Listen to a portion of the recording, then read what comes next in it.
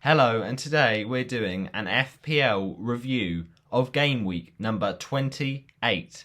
That's right, it was a normal single game week, no strange things going on, no double fixtures, no blank fixtures, just a general game week. And was it a good one? Well, not at all. Not at all for a lot of FPL managers because it was just a very odd week. Lots of captaincy blanks, lots of big hitters blanking. I mean, it was just a nightmare. And it was something like under 10% of ownership for players that scored the most points. Like, it was very, very unusual. So we're going to pick apart the bones of my team this week, and then my FPL preview will be coming out for blank game week 29.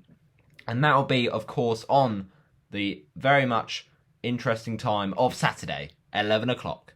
So make sure you check that out. But let's first of all review that week. Now, not going to lie, it was a bit of a nightmare because we came out of it with 2 injuries, and we also came out with it with no captain.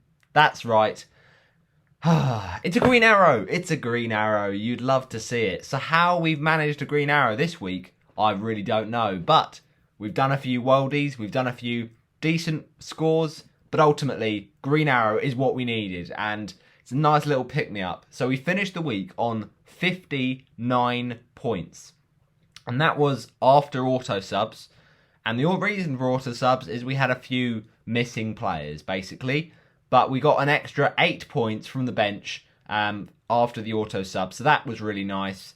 But it was a -4 hit. And we brought in target for Eric Dyer, who'd lost his place and thankfully didn't play against Arsenal. And then target, of course, went and got some bonus points. Lovely, lovely stuff. Should have got an assist. Technically he didn't, but he also should have got a clean sheet, which kind of stings, but it is what it is. But still, I'll take the 2 bonus points. And then we also did the transfer of Salah to Aubameyang. And I'll admit, it kind of stung because Aubameyang didn't play. But actually, when you think about it, it was a better -4 than if I'd kept Salah. And I'll tell you why. For one, Aubameyang's got a game in game 29, and Salah doesn't. For another, Aubameyang is actually on better form than Salah right now, in my opinion. And also, Salah didn't even do anything against Wolves, so I didn't have to regret that decision. He blanked anyway, and Aubameyang may have come off, but actually, the man that came on for him was a better score than what Salah got. And that was the 6 points from Stuart Dallas. Lovely. So, actually, it's a bit of a nightmare, yes, the fact that my captain, Ilkay Gundogan, was dropped. The Pep Roulette is lethal. You just can't predict it these days. And then my vice-captain, Aubameyang, also didn't play due to disciplinary issues. But he's learnt his lesson. He's paid his time. And now he's going to get straight back in the team for the game against West Ham. I'm sure of it. But the main thing is the captain failed. It massively epic failed. But with that -4 hit, I think we did the right moves. And yeah, it worked out for us with that Dallas auto sub. Of course, meant we got 55 if you count the -4, but overall 59.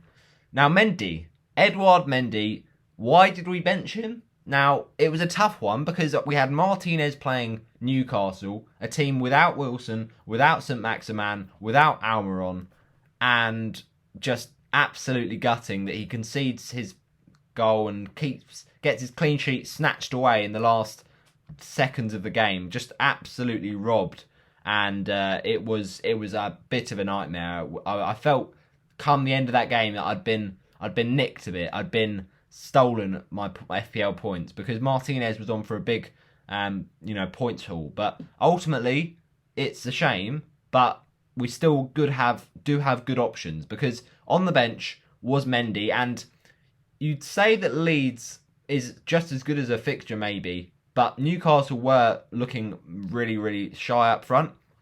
And Mendy, well, he was playing Leeds, and I had Leeds players of my own, so I didn't want to bet against my own players. That was my thinking there. But fair play to Mendy. 9 points is incredible. And he just keeps on delivering the goods. So it's nice to know that when I need to, I can turn on him I can, rely on him and lean on him to get me some points. But right now, Martinez, it's just Martinez. Like, it didn't work this week, but any given week he can get a monster haul because he makes so many amazing saves. But yeah, this week, 2 from the bonus points for Edouard Mendy, with 4 saves, getting him an extra point, and of course the clean sheet, so 4 points there. Yeah, it stings, but at the end of the day, hindsight is a wonderful thing, and I just thought that Villa would keep a clean sheet. Hence why I also played Matt Target, and Martinez did get an extra point for those 3 saves, but Target did a lot better because, it was expected probably to get some sort of attacking return for Target because of how far forward he gets. And it basically was that, but then it was given as an own goal by Kieran Clark. Now, goodness me, thank goodness that I didn't transfer in Kieran Clark a few weeks ago when I, basically said in my FPL preview that I would, and then I changed it up. So that's a relief. Also a relief is the fact I didn't bring in KDB because, of course, he got dropped this week. And I'd rather have the Man City double up. But in terms of defence, Matt Target, you love to see it, really. I mean, I got you in for Gameweek 29, but that lovely ball in got you the 2 bonuses against Newcastle. And that's exactly what you want to see. The transfers in, doing the business. Even if you can't get a clean sheet, you know that you've got something to help you out. And then Ruben Diaz, well, he's a bit of a legend at this point because he just is so consistent. But it's 74 minutes played, which is quite nice, actually. Gets the clean sheet, and he gets a rest for the Champions League and for future games. So that's not too bad at all. Another clean sheet for him. Lovely stuff. And, of course, the centre-back pairing, we had him.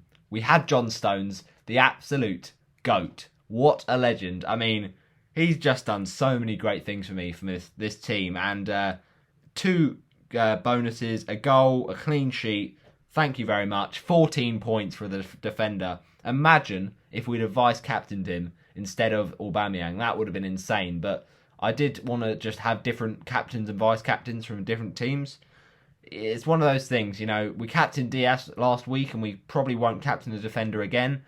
But imagine if we'd done it this week. It's just the way it swings. So, yeah, delighted with Stones. And Cresswell, not so much, but I can forgive him because he was playing Manchester United.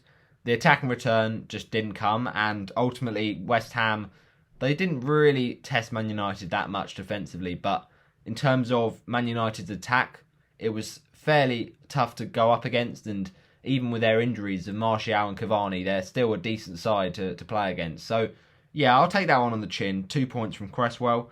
And then, of course, the auto sub, the legend that saves the day. It's Dallas, 6 points against Chelsea. Not many people would have expected that from Stuart Dallas, but he just does it every week. And, it's good to see. So, all in all, a very solid defence. Only Target and Cresswell, of course, that didn't get those clean sheets. But Target got the bonuses, so it was all right. And then we move on to the midfield. And Rafinha, a bit frustrating in the Chelsea game. Again, he's always involved in the action, but it just didn't happen for Leeds against Chelsea. So, yeah, I'll take it on the chin. 90 points again, and 90 minutes, I should say. 2 points extra for that, and then the clean sheet because he's a midfielder. And then Heung-min Son. This is where it starts going wrong, and it's just so frustrating. When you get in a player for the Gameweek 29, you don't think they're going to get injured, but FPL this season is just an absolute horror show, and this was one of them. So Son goes off on 18 minutes of the North London derby, and you're just thinking, come on. It's not even like it's a blank, like at least play the whole game. But no, he goes off with an injury to his muscular area, and ultimately it's a nightmare. It is a big nightmare, and I don't know how Son is just so susceptible to injury, and I never seem to own him at the right times. I had him that one game against Southampton where he scored 4, and then I sold him for Newcastle. He came back and did bits against Man United, and then I got him back again. He did nothing. I sold him, and he did amazing. Like, it never seems to work out with Son, so it's a bit frustrating. But we'll see what news we get on that injury to see whether he can play against Aston Villa, who he does often score against. Then Jamie Vardy. Jamie Vardy's having a party. What a legend. This guy is an absolute king of the game week for me because he did so well. I mean, I wasn't going to captain him, and the reason for that was Leicester didn't have much form going into this. They didn't have Maddison. They didn't have Barnes. I know Iheanacho was doing all right, but I just didn't think that would make Vardy a great player. And this week, it really did, to be fair. But whether that keeps on going forward, I don't know. But ultimately, a big haul was what I needed for Vardy. Against Sheffield United, you fancied it. And it came with a hat-trick of assists from the English striker. Now, obviously, it would have been lovely if we could captained him, but we didn't go for that plunge. And ultimately, it's fine because it's still a 13-point haul from a player who had been slightly underwhelming in my team before that. So, yeah, that is a great celebration for Jamie. 1 point from Bamford, and it's Son Volume 2 in terms of the injury horror show.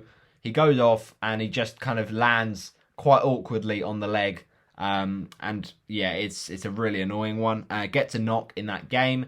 And again, we don't know if he's going to play against Fulham. We hope he does because, you know, he did very well in the reverse fixture with Fulham, getting a goal and 2 assists. But ultimately, he's still a player we want to keep if he's fit. But is he going to be fit? Who knows? And then Calvert-Lewin, 6-pointer, we'll take that, you know, back in form, back in the groove. He's back with a goal, and the first time he'd scored since, I think it was Gameweek 23, if I'm right in thinking, against Man United, yep. So it's been a little bit of a drought for Calvert-Lewin, and it's nice for him to get over that hurdle, really. So, yeah, Everton not looking amazing, and Burnley were just clinical. That goal from McNeil, dreamy stuff, but yeah, Everton are a little bit inconsistent and they often struggle at home, it seems. But I'm still confident that even when Everton can struggle, Calvert-Lewin can do his bit and provide the goals. So in terms of the bench, we said about Mendy, 9-pointer. But subbed out of the team due to getting dropped were, of course, Aubameyang, the vice-captain, Gundogan, the captain, and Lingard didn't play, of course, due to his ineligibility, I think that's a word, not being able to play against his lone team, Manchester United. So it isn't the most ideal bench in the fact that my vice-captain and captain symbols were sitting on that bench. Mendy, of course, still sitting on that bench.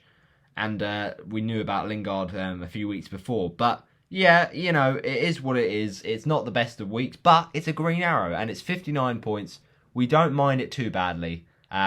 The failure with Gundo and Orba for captaincy is a real shame, but we'll just take it on the chin, you know. It's just, captaincy's not worked for me really all season, so I don't see why it would change now.